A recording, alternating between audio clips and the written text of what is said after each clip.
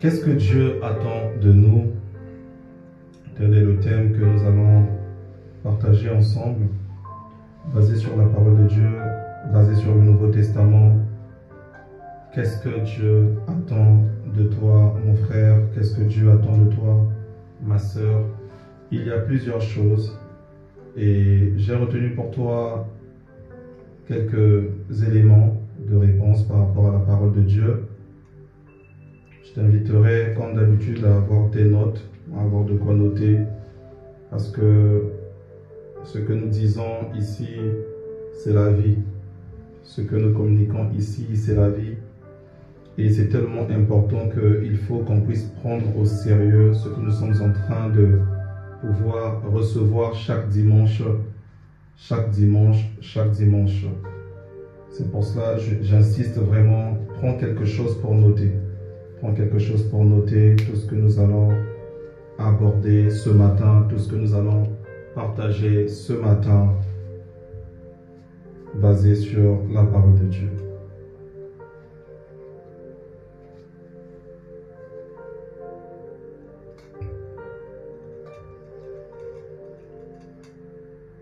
Donc déjà, j'aimerais que toi-même, en étant assis, en étant assise, que tu te poses cette question de savoir qu'est-ce que Dieu attend de moi. Pose-toi cette question pendant même 1 minute.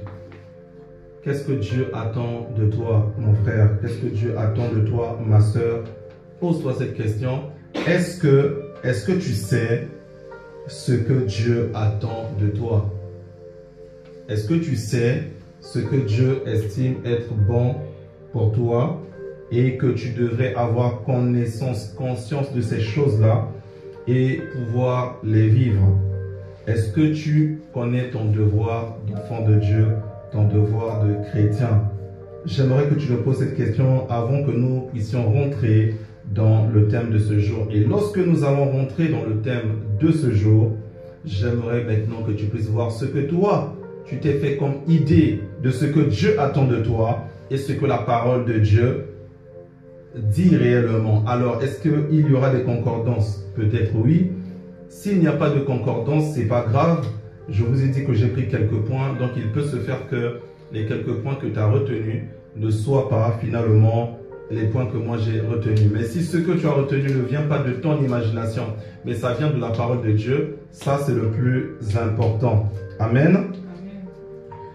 Donc, j'ai décidé de structurer ceci en 2 choses. Ce que Dieu attend de toi par rapport à ta vie avec lui, déjà, même si cela peut avoir des bénéfices sur ta vie terrestre, mais ce que Dieu attend de toi, déjà, par rapport à ta vie avec lui, ou bien par rapport à ta vie en lui, parce qu'il y a une différence entre être avec, il y a une différence entre avec et en. Avec, on est avec lui à côté, par exemple, et en lui, c'est qu'on est un, il est en nous. Donc, la première chose que j'aimerais que tu retiennes ici, c'est que tout ce que je vais détailler en premier lieu sera en lien entre ta relation, entre toi plutôt, et ta relation avec Dieu. Et la deuxième chose, ce serait plutôt par rapport à ta vie sur terre.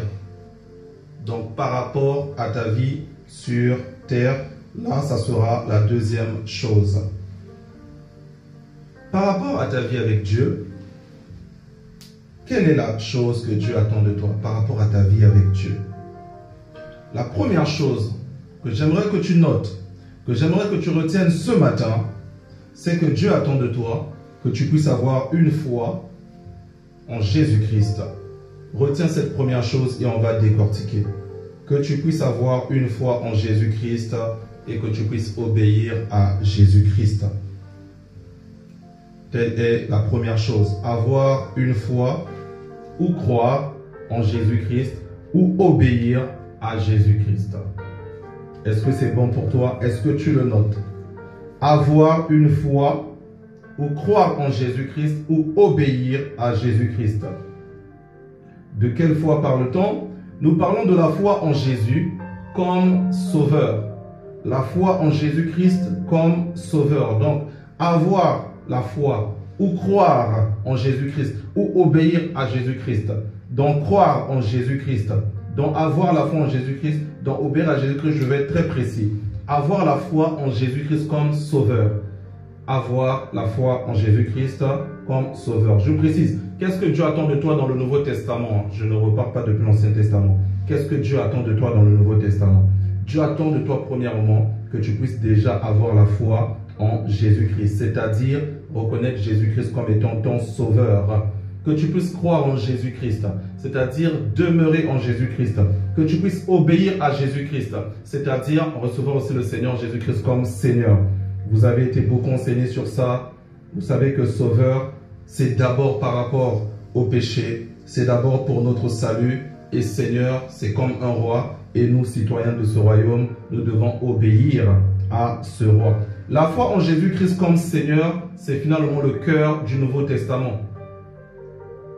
Le Seigneur Jésus-Christ, son évangile, les épîtres des apôtres nous montrent que la foi en Jésus-Christ comme sauveur, c'est le cœur du Nouveau Testament. C'est l'opposition de l'obéissance à la loi dans l'Ancien Testament ou bien dans l'alliance de Moïse. Dans Jean 14, le verset 6, dans Jean 14, le verset 6, le Seigneur dit « Je suis le chemin, la vérité et la vie. Nul ne vient au Père que par moi. Je suis le chemin, la vérité et la vie.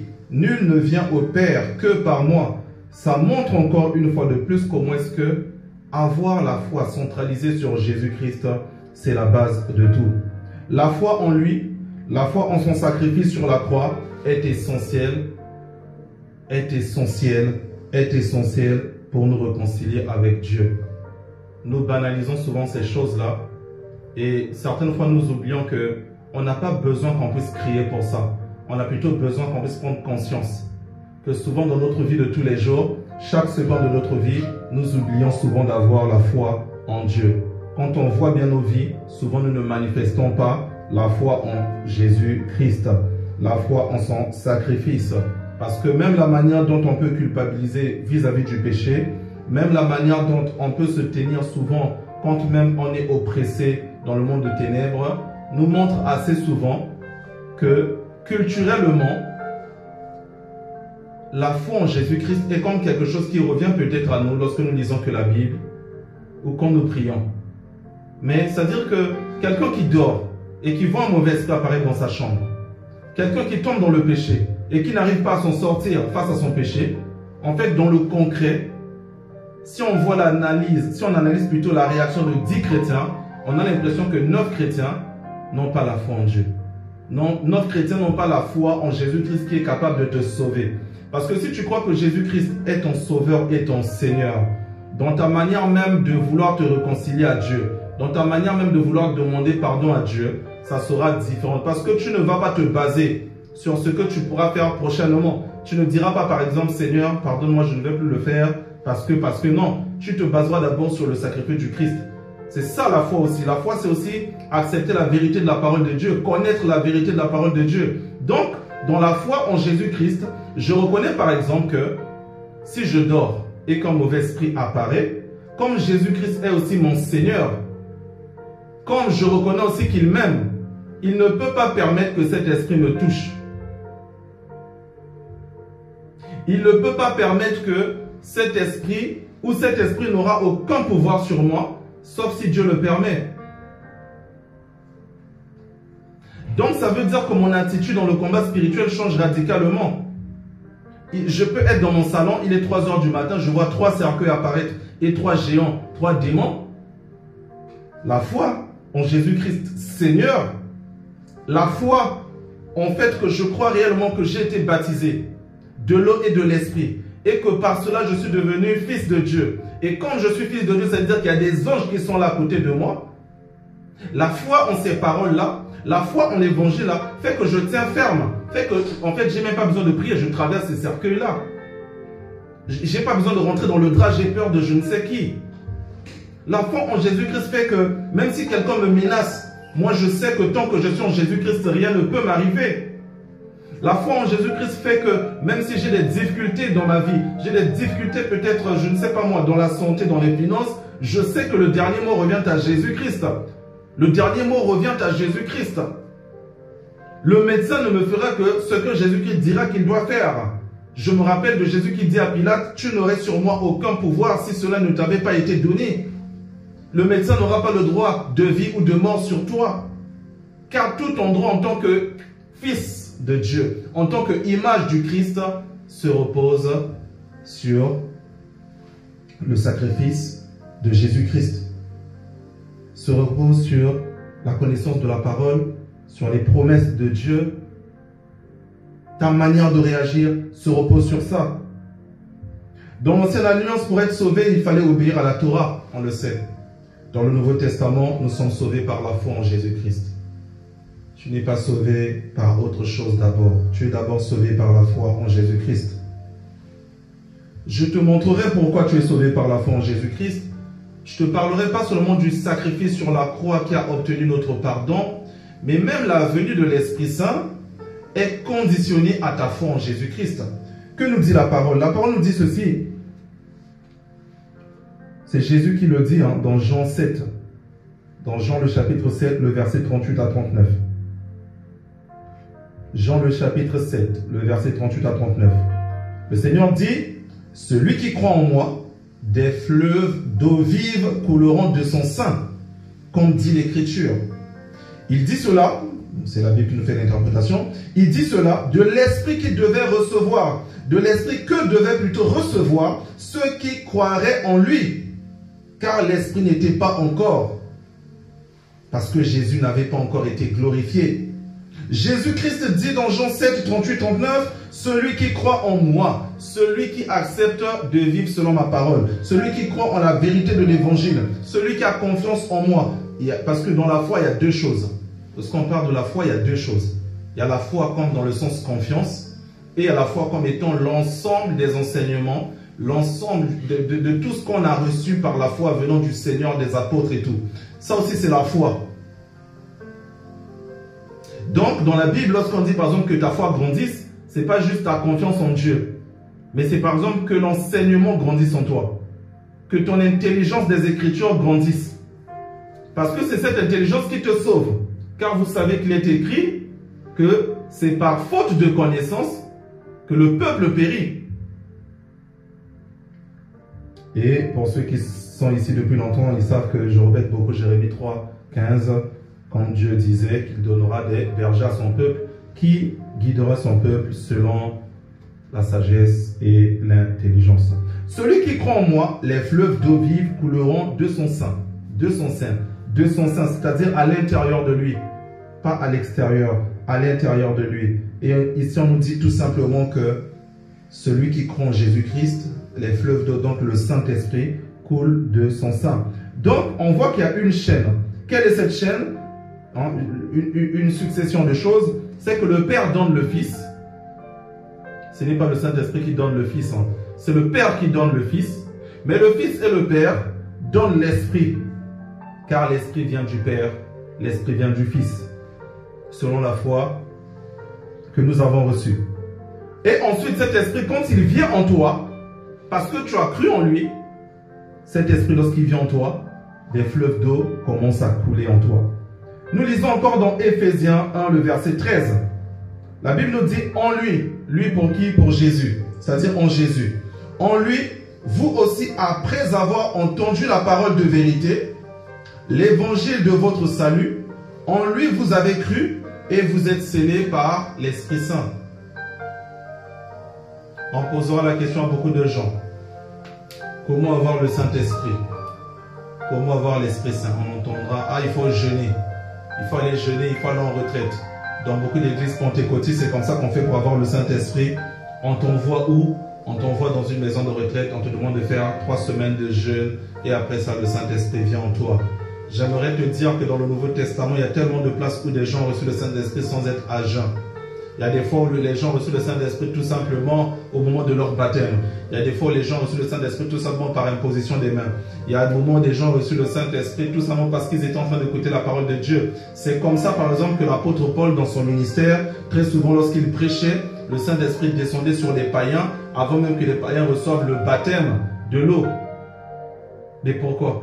Parce qu'ils entendaient. Rappelez-vous, j'ai dit, il y a deux types de foi. Il y a une foi qui se rapproche à la confiance de Dieu et il y a l'autre foi qui est liée à tout ce que le Seigneur a enseigné, à l'enseignement, à tout ce qu'on a reçu des apôtres, à tout ce que le Saint-Esprit donne, notre capacité à comprendre ces choses, à grandir dans l'intelligence, à accepter cela comme étant la vérité.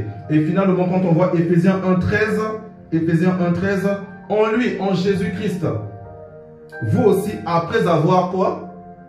Que dit le texte? Après avoir entendu la parole de vérité. Après avoir entendu la parole de vérité. La Bible est la parole de vérité. Pas toute la Bible, hein, parce qu'on sait que dans la Bible, il y a aussi des démons qui ont parlé. Hein, c'est pour ça que nous disons que toute la Bible n'est pas la parole de Dieu. Ne tombez pas dans ce piège. Dans la Bible, le diable a parlé. Hein, la Bible contient la parole de Dieu, mais la Bible n'est pas toute la parole de Dieu. La Bible contient aussi la pensée de l'homme. L'apôtre Paul dit par exemple, non pas venant de Dieu, mais venant de moi, j'estime qu'il est mieux, ainsi de suite. Il dit lui-même que ça ne vient pas de Dieu. Et on peut voir comment est-ce que dans la Bible, il y a des endroits où le diable a parlé au travers de Jézabel. Il y a les endroits où le diable a parlé au travers des conseillers du roi Nabuchodonosor à l'époque de Daniel. Il y a même la parole du diable au travers de la bouche de l'apôtre Pierre lorsqu'il dit « Cela ne plaît pas à Dieu ». Je ferme la parenthèse. Donc je reviens sur Éphésiens 1,13. En lui, en Jésus-Christ, vous aussi, après avoir entendu la parole de vérité. Qu'est-ce que la parole de vérité? Il dit, virgule, c'est l'évangile de votre salut. En lui, vous avez cru. Donc en Jésus-Christ, vous avez cru. Bien sûr, par sa parole. Et il dit, quelle est la conséquence? Il dit, et vous avez été scellés du Saint-Esprit. C'est-à-dire que ce verset est en train de décrire un processus en 3 dimensions. 1. Entendre l'évangile, entendre la Bible, entendre la parole. 2. Croire en Jésus-Christ par cet évangile-là. Troisièmement, le scellage du Saint-Esprit en nous. C'est pour cela, nous disons que ceux qui font la magie, en trompant le peuple de Dieu, ne peuvent pas nous tromper sur base de la parole de Dieu. Ceux qui font des miracles, ceux qui font tomber les gens, sans la parole de Dieu, ne nous impressionnent pas. Non seulement parce que nous avons vu des féticheurs le faire, mais parce que nous savons que dans le processus de la Bible, le Saint-Esprit se déploie de manière significative avec le fait d'écouter la parole de Dieu et de croire. Mais comment on peut expliquer que nous vivons dans une époque où il y a des églises où l'accent n'est même pas mis sur la parole de Dieu, où il n'y a même pas eu de prédication, mais dès lors que cette personne rentre et il fait des démonstrations, il dit des phrases, on voit des foules se renverser, on voit des gens tomber, alors que ces gens n'ont même pas entendu la parole et n'ont même pas cru. Quel est ce Dieu qui vient faire la démonstration sans se soucier du fait qu'on connaisse la parole, pas n'importe quelle parole, c'est la parole de vérité. Parce que quand on nous dit fils de lumière et on nous oppose au fils des ténèbres, on parle de la vérité aussi. Parce que la vérité, c'est la lumière. La vérité, c'est la lumière. La vérité, c'est la lumière, c'est la parole de Dieu. La parole de Dieu, c'est la vérité et la lumière. Selon le prologue de Jean, dans Jean 1, au commencement était la parole était avec Dieu, la parole était avec Dieu. Et quand on lit la suite, on voit que la parole était la lumière. La parole est finalement cette vérité. Et c'est cette vérité qui fait que la vérité, c'est comme lumière. Le mensonge, c'est un ténèbre. C'est cette vérité qui vient enlever le mensonge. Donc, le vrai Saint-Esprit de la Bible, pour le chrétien, il vient lorsque nous croyons en Jésus-Christ. C'est pour cela, croire en Jésus-Christ, c'est fondamental. Vous avez retenu jusqu'ici que, finalement, croire en Jésus-Christ, on doit croire en lui parce qu'il est le chemin. Ça dit, il n'y a pas d'autre chemin. On doit croire en lui parce que c'est notre sauveur. On doit croire en lui parce que c'est notre Seigneur. On doit croire en lui parce que croire en lui, c'est ça qui donne le Saint-Esprit. On doit croire en lui parce que c'est ça qui donne notre salut. Nous sommes sauvés par notre foi en Jésus-Christ. et non par l'obéissance de la loi. Vous voyez que toutes ces choses-là que j'ai citées, j'aurais pu citer 10 000 autres choses, montrent comment est-ce que c'est important de pouvoir croire. Là, je parle à quelqu'un de manière intellectuelle. Hein. Tu es là, tu ressens rien, c'est pour ça que je t'ai dit écris. Je ne suis pas là pour te donner des sensations. Je suis là pour que tu retiennes. Lorsque le prof te fait cours à l'université ou te fait cours à l'école, tu n'as pas des sensations. Mais tu reçois ces enseignements-là. Et c'est dans ce même esprit plutôt, que je veux que tu retiennes ces choses-là. Si quelqu'un te dit en quoi croire en Jésus-Christ sur base de la Bible est tellement important, je pense que tu ne manques pas de réponse. Que ce soit par rapport au salut, que ce soit par rapport à la réception de l'Esprit Saint, que ce soit de tout ce que je t'ai cité, il y a la nécessité de croire en Jésus-Christ, d'avoir foi en Jésus-Christ et surtout d'obéir à Jésus-Christ. La deuxième chose, qu'est-ce que Dieu attend de nous dans le Nouveau Testament? La deuxième chose que j'ai retenue pour toi ici, c'est cherche et vis selon l'Esprit Saint. Cherche et vis selon l'Esprit Saint. L'apôtre Paul plutôt parle de vivre sous la conduite du Saint-Esprit.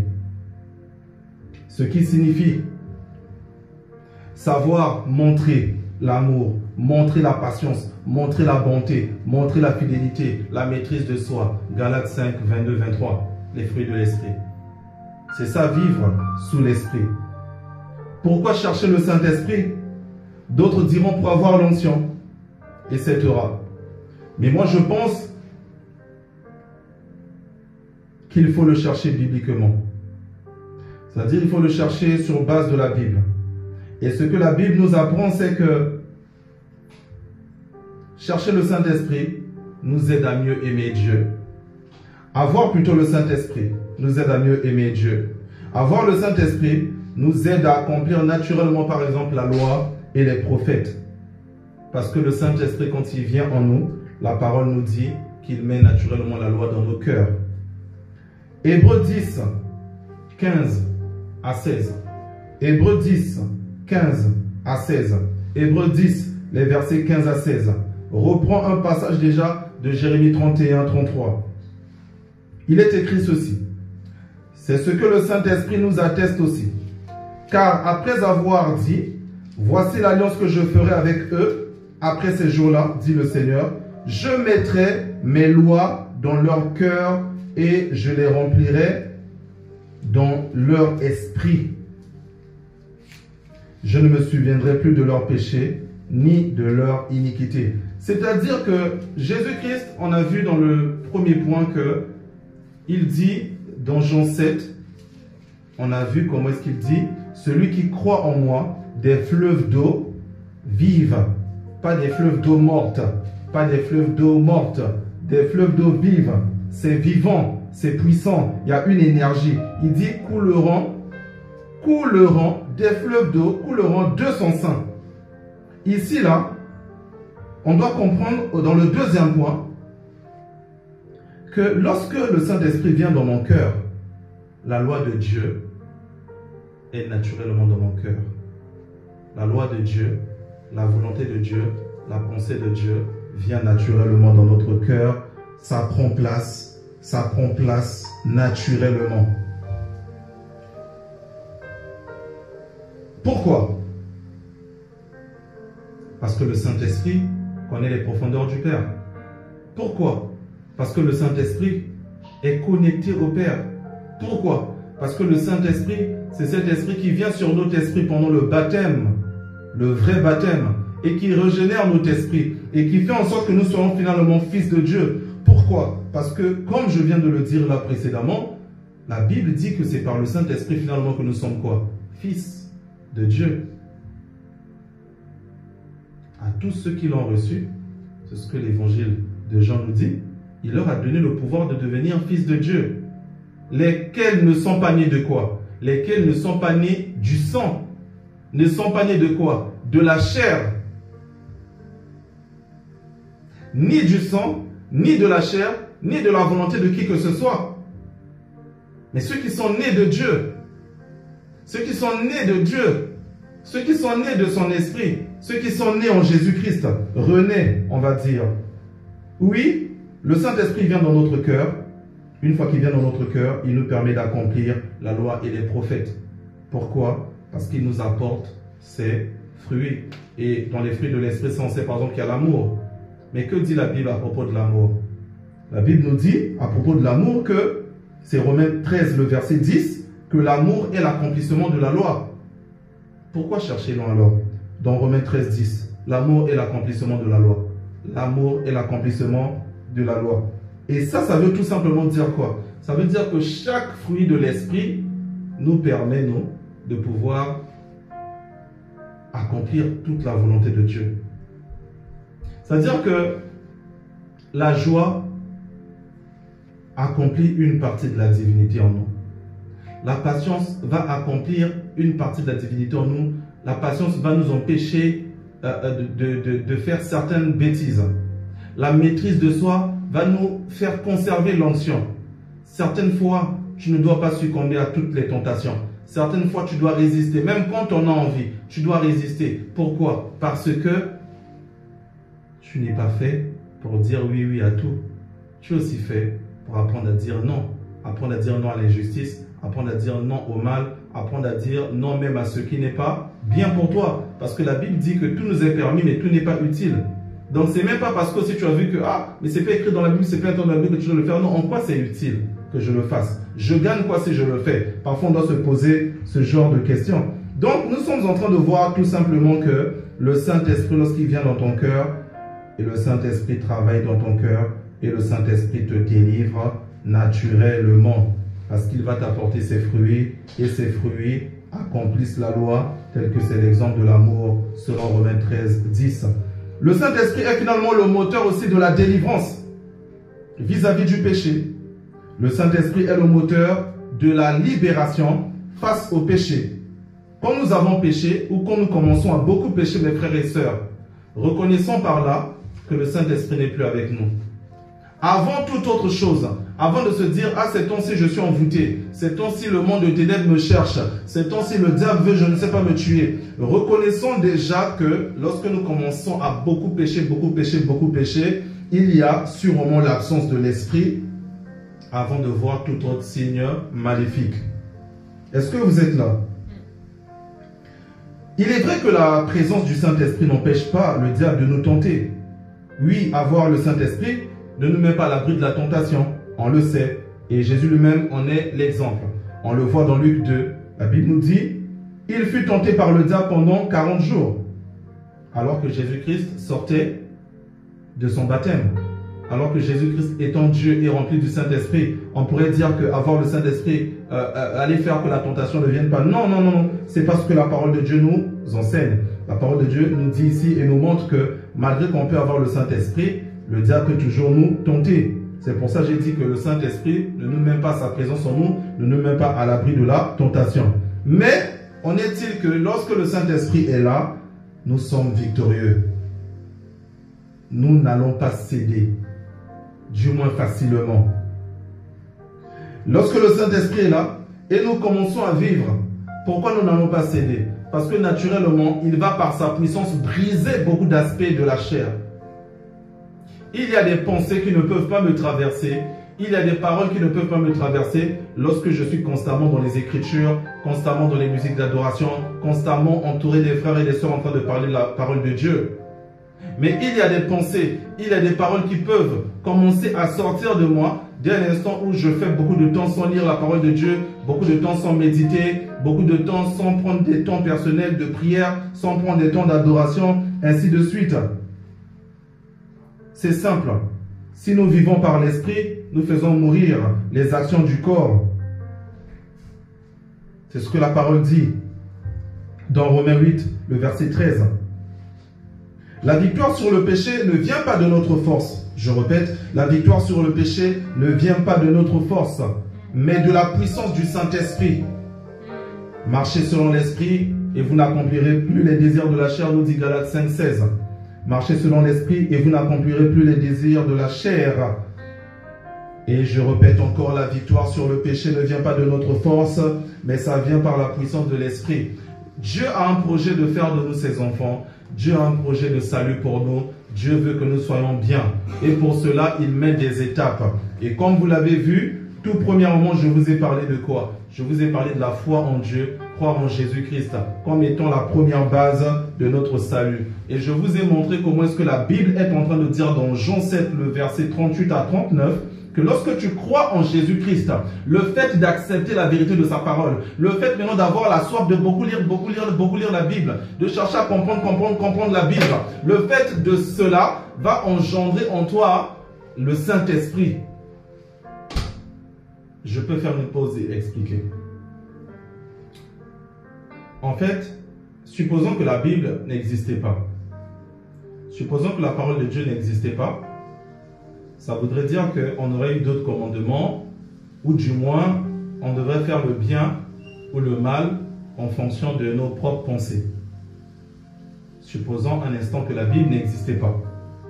On ferait le bien ou le mal à la lumière de nos pensées, et chaque personne aurait un peu comme sa loi.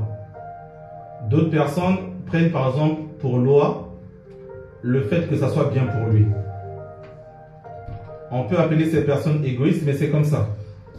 Je me rappelle, il y a quelques années passées, lorsque je prêchais à un jeune concernant la fornication, lorsque je lui disais de laisser la fornication, lui me disait, bref, j'aime forniquer, ma copine aime forniquer, je ne vois pas qu'est-ce qu'on fait de mal. Ça veut dire que si la loi de Dieu n'existait pas, chacun de nous aurait eu sa manière de concevoir le mal et sa manière de concevoir le bien. On le voit aujourd'hui que ceux qui sont athées, ceux qui ne croient pas en Dieu, ont tellement progressé dans leur égarement parce qu'ils ne se sont pas souciés de Dieu, comme dit la Bible, parce qu'ils ne se sont pas souciés de Dieu. Dieu les a livrés, en fait, à leurs pensées ténébreuses, à leurs pensées noires, à la puissance de l'air, à tout ce qui est mauvais. On voit que ces gens, finalement, aujourd'hui, appellent le mal par le bien, définissent le mal par le bien. Donc, on voit bien que si la Bible n'existait pas, il y aurait sûrement eu des lois, mais basées sur d'autres concepts, sur d'autres réalités. En ce moment-là, ils ne seraient pas dans la droiture, ils ne seraient pas dans la justice, ils ne seraient pas dans la vérité, ils ne seront pas dans la vraie lumière, parce que ces caractéristiques appartiennent à Dieu seul. Le diable n'a pas cela. Donc, comme j'ai dit, je vais vous expliquer cela. Quand tu crois en Jésus-Christ, c'est-à-dire quelqu'un t'a parlé de Jésus, ou tu as lu une parole sur Jésus-Christ, ce n'est pas juste le fait de dire, ok, comme on fait dans les églises, chose que je condamne beaucoup, que je fais peu, à chaque fois c'est devenu comme une théorie, les gens arrivent, en gros je te demande pardon, à partir d'aujourd'hui je te reçois comme Seigneur et Sauveur, ainsi de suite, amen. En fait, ça, le danger de ça, c'est que parfois la personne n'est pas prête. Un peu comme je parlais le mercredi sur le passage dernier de l'exemple de la nage et de la noyade. La personne n'est pas prête parfois. La personne est venue dans le culte, invitée par quelqu'un. Même si on dit,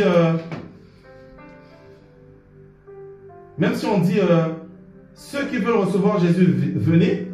En fait, tu as le désir de recevoir Jésus. Suivez-moi attentivement s'il vous plaît. Tu as le désir de recevoir Jésus parce qu'on a dit, ceux qui veulent recevoir Jésus, venez.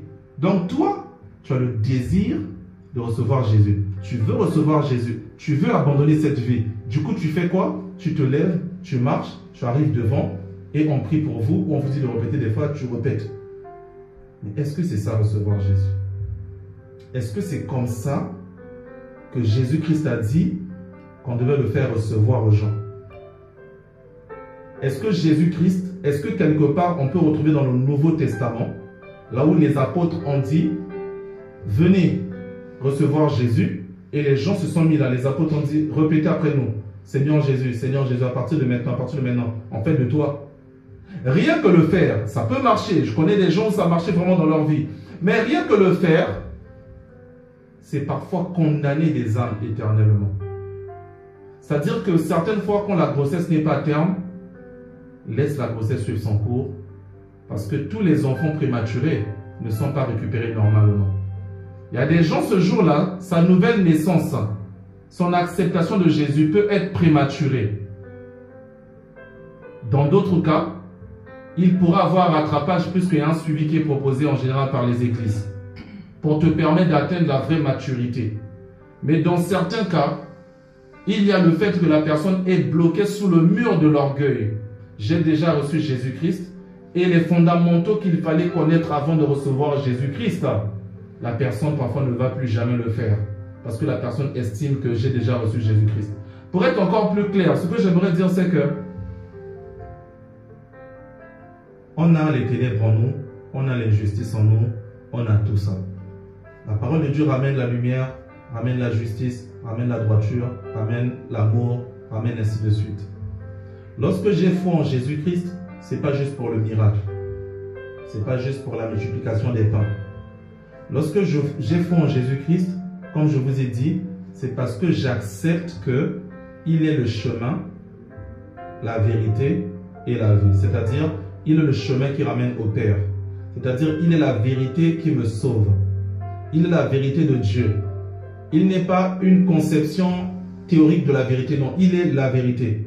Ça veut dire que accepter Jésus, c'est que moi, j'accepte d'être un autre Jésus-Christ. Et dès lors que j'accepte d'être un autre Jésus-Christ, ça veut dire que consciemment, intellectuellement, je dois renoncer au mensonge, je dois renoncer à, je ne sais pas moi, l'ivrognerie, à la fornication, à tout ça, à tout ça, à tout ça. Or, ce qui se passe, c'est quoi? C'est que dès lors que j'ai le désir de le faire, sans même que tu parles, tu as déjà fait la conversion.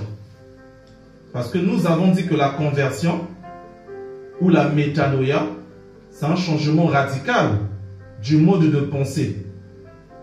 Si tu changes, ça veut dire qu'il y avait quelque chose qui était avant et il y a quelque chose qui vient après. Dans le cas de l'évangile, ce qui était avant, le comportement qui était avant, la manière de s'habiller qui était avant, la manière de parler qui était avant, si tu changes, ça veut dire que tu mets ça à la poubelle, donc tu certifies que c'est mauvais. Et tu acceptes de nouvelles choses. C'est ça ta conversion, c'est pas demander pardon à Dieu. C'est abandonner les œuvres mortes et maintenant vivre selon les œuvres de vie. C'est abandonner la recherche des choses de la terre et rechercher maintenant à vivre selon les choses célestes. C'est courir après les réalités célestes. Une fois que tu le fais, une fois que tu te convertis, qu'est-ce qui se passe?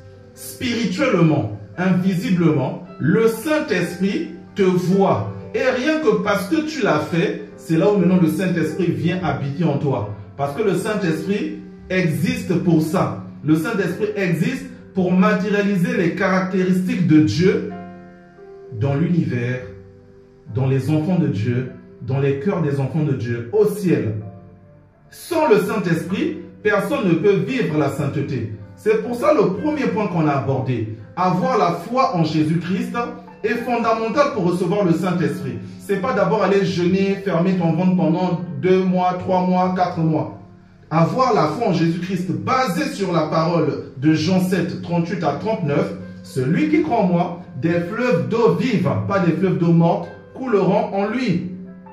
Et une fois que tu crois finalement en Jésus-Christ, le Saint-Esprit vient, on l'a vu ici, il vient avec ses fruits.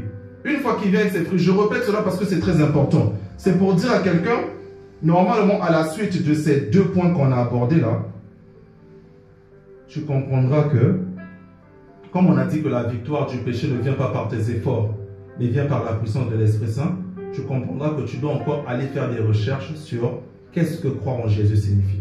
Est-ce que j'ai réellement cru en Jésus? Tu comprendras que peut-être les 2 choses les plus importantes pour toi, c'est de croire en Jésus-Christ et de chercher à vivre sans cesse sous l'intimité de l'Esprit Saint. Donc, j'ai dit quelque chose tout à l'heure que je répète avant qu'on passe à l'autre point. Si tu commences à beaucoup pécher, si tu commences à avoir la flemme de prier, la lourdeur à lire la parole de Dieu, ah ça fait longtemps, ne vois pas d'abord cela comme étant un signe de l'envoûtement, mais vois cela comme un signe de l'absence de l'Esprit Saint, on l'a déjà dit. Je répète, le thème de ce jour c'est qu'est-ce que Dieu attend de nous selon le Nouveau Testament. J'ai pris les 2 premiers points, je vous ai dit ça c'est beaucoup plus par rapport à toi et la divinité. Là maintenant je vais prendre par rapport à toi et la vie terrestre. Ce que tu dois retenir en première ligne, c'est aimer totalement ton prochain. Aimer totalement ton prochain. Pourquoi je dis totalement ton prochain? Parce que la Bible dit dans Jean 13, le verset 34, « Aimez-vous les uns les autres comme je vous ai aimé. » Vous voyez? Aimez-vous les uns les autres comme je vous ai aimé. Le « je vous ai aimé » là, c'est qui? C'est Jésus-Christ. Rappelez-vous. Avant, on disait, tu dois aimer Dieu, tu dois aimer ton prochain. Mais dans le commandement, on disait, tu dois aimer ton prochain comme toi-même. Sauf que, toi-même, est-ce que tu sais t'aimer toi-même? Non, je pense pas. Je pense pas qu'on sait s'aimer nous-mêmes. Hein, je pense que Jean 13, 34 est plus fort. Parce que notre amour envers nous-mêmes a des limites. Je prends l'exemple. Vous savez que aimer implique le sacrifice. Aimer implique aussi le sacrifice. Je vais prendre un exemple bête. Qui ici parmi nous ne sait pas que la malbouffe n'est pas bien pour notre corps? On le sait. Est-ce que d'une certaine manière, nous ne détestons pas notre propre corps quand nous mangeons sans cesse burgers, nourriture industrielle, ainsi de suite? On connaît des fumeurs. L'effet de la cigarette sur le corps est connu. Est-ce que d'une certaine manière, nous ne détestons pas notre corps lorsque nous sommes addicts à la cigarette ou à la drogue? On connaît les bienfaits du sommeil pour notre corps et l'importance de boire de l'eau pour notre corps par exemple. Sauf qu'on vit et on sait que parmi nous, ou même nous-mêmes, il arrive des moments où on boit pas assez d'eau, on dort pas assez. Pas parce que c'était trop important de ne pas dormir, mais parce qu'on se laisse aller sur nos détentes, nos distractions par exemple. N'est-il pas prouvé aussi par là que c'est une manière de montrer qu'on n'aime pas vraiment notre santé, notre propre santé? On sait que le sport c'est bien pour la santé. Moi le premier, je ne suis pas trop addict au sport. Est-ce que par là on ne montre pas finalement qu'on ne sait pas s'aimer? Spirituellement, on sait que la Bible et la lecture de la Bible, elle est trop importante pour nous. Mais est-ce qu'on lit vraiment la Bible tous les jours? Non, alors que la Bible nous dit que la foi vient de ce qu'on entend. Est-ce que le fait de négliger la parole de Dieu, est-ce que le fait de ne pas lire la parole de Dieu, n'est-il pas finalement aussi un marqueur de notre haine envers nous-mêmes? Parce que nous mangeons tous les jours la nourriture solide, nous buvons tous les jours de l'eau, mais nous ne voulons pas manger la Bible. Nous ne voulons pas lire la Bible tous les jours.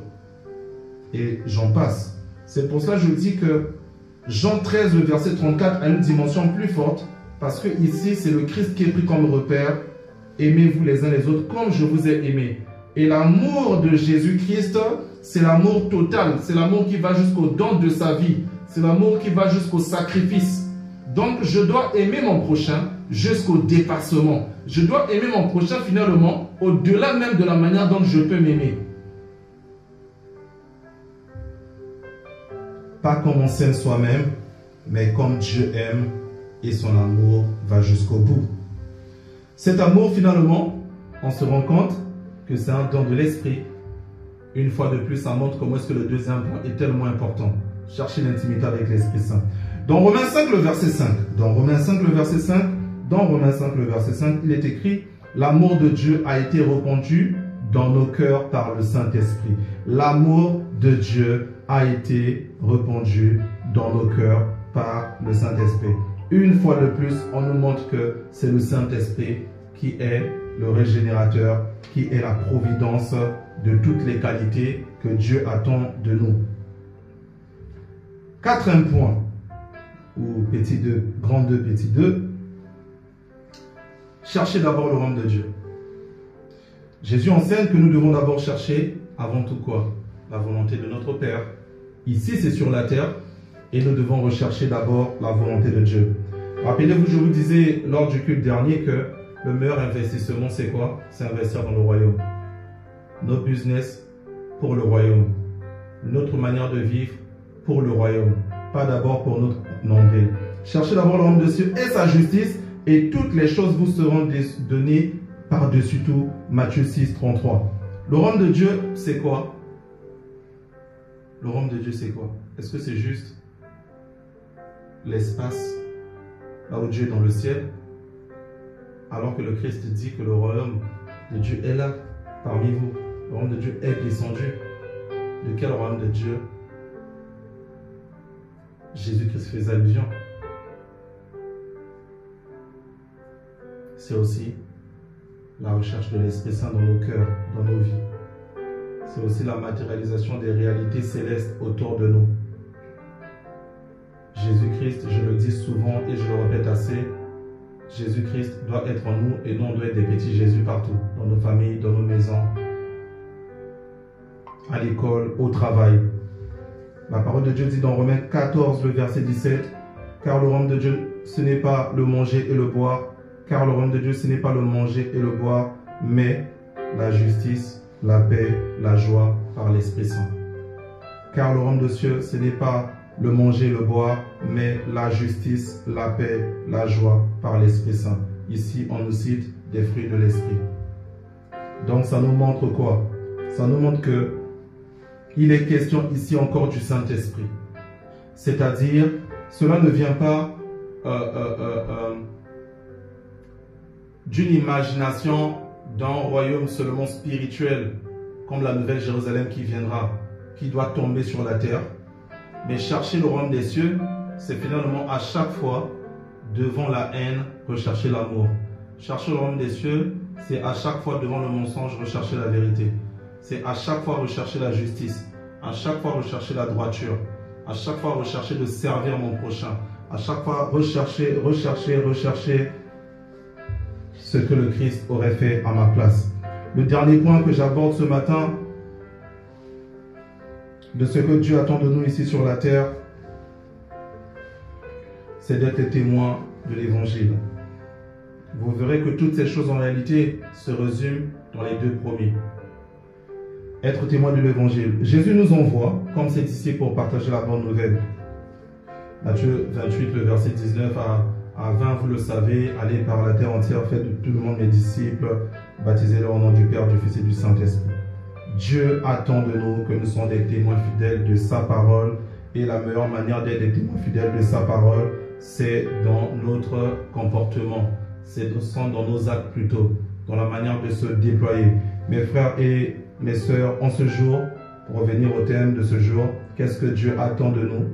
Qu'est-ce que Dieu attend de nous? Dans le Nouveau Testament, on peut retenir premièrement avoir une vie de foi ou croire en Jésus-Christ ou obéir à Jésus-Christ. Deuxièmement, chercher à vivre, chercher le Saint-Esprit et chercher à vivre selon le Saint-Esprit. Troisièmement, aimer totalement notre prochain. Quatrièmement, chercher le royaume de Dieu et sa justice. Cinquièmement, être les témoins de l'Évangile. Et comme je l'ai dit, si vous avez bien prêté attention, chercher le royaume des cieux, aimer son prochain, être les témoins de l'Évangile, ça, c'est juste le point 2 en réalité. Parce que c'est l'Esprit Saint qui nous donne toutes ses qualités. C'est l'Esprit Saint qui nous donne toutes ses qualités. Alors ici, est-ce que quelqu'un est assoiffé de l'Esprit Saint? Est-ce que quelqu'un est assoiffé de rechercher l'Esprit Saint? Est-ce que quelqu'un est assoiffé et comprend l'importance de rechercher le Saint-Esprit?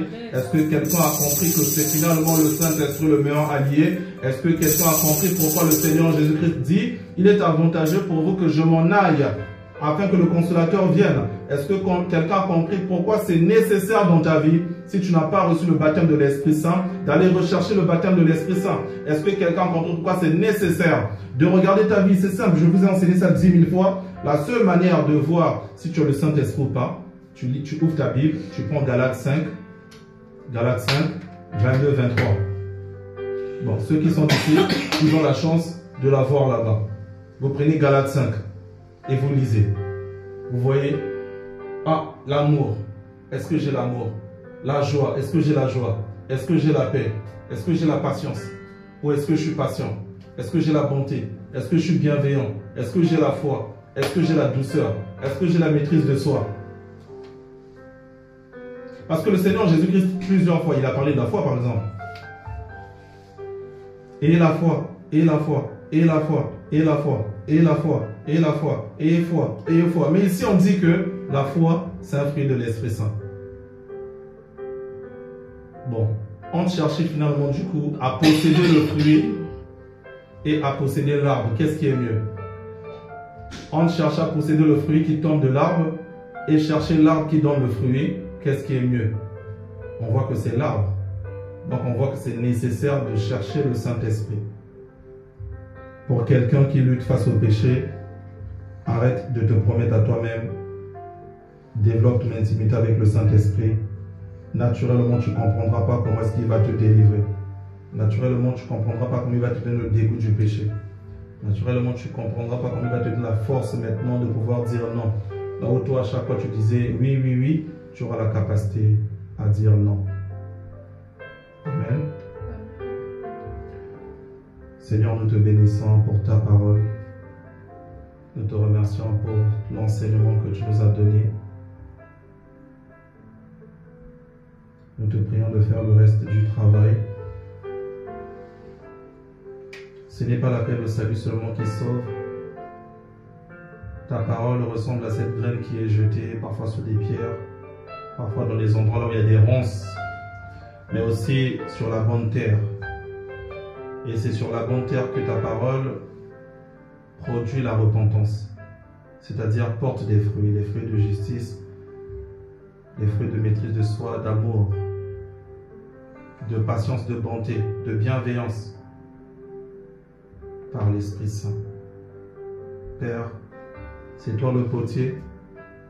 Fais de nous qui sommes ici, des frères et sœurs qui sont en ligne, des terres. Et ont reçu cette parole aujourd'hui, que nous sommes capables de nous dire: est-ce que je crois en Jésus-Christ? Est-ce que j'ai compris ce que croire en Jésus-Christ signifie? Quels sont les avantages de croire en Jésus-Christ? Est-ce que j'ai reçu le Saint-Esprit? Comment savoir si j'ai le Saint-Esprit ou non? Comment faire pour avoir l'Esprit Saint? Quels sont les avantages d'avoir l'Esprit Saint? Que ces questions soient pour nous claires. Et comme on le disait tout à l'heure, Père, lorsque nous partons à l'école et que nous sommes assis sur le banc, nous nous attendons parce qu'un cours nous donne des sensations particulières. Nous nous attendons parce qu'un cours nous fasse rentrer en transe. Mais nous nous asseyons là et nous écoutons le professeur parler, nous notons des choses, nous révisons ces choses-là, Père. Sans être conduit, Seigneur, par les émotions. Sans être conduit, Seigneur, par les émotions. Donne-nous aussi la capacité, après t'avoir entendu aujourd'hui, de revenir dans la semaine, de revenir dans les jours prochains sur tous les enseignements que nous recevons de toi ici tous les dimanches. Moi le premier et les fidèles de cette église, Père. Donne-nous de vivre au final cette parole, parce que construire la maison sur le roc, c'est lorsque nous écoutons cette parole et nous mettons cette parole en pratique. Aide-nous, Seigneur, à vivre ta volonté, à faire ta volonté, à aimer te faire plaisir, à aimer faire ta volonté, mon Dieu. Au nom de Jésus-Christ. Amen.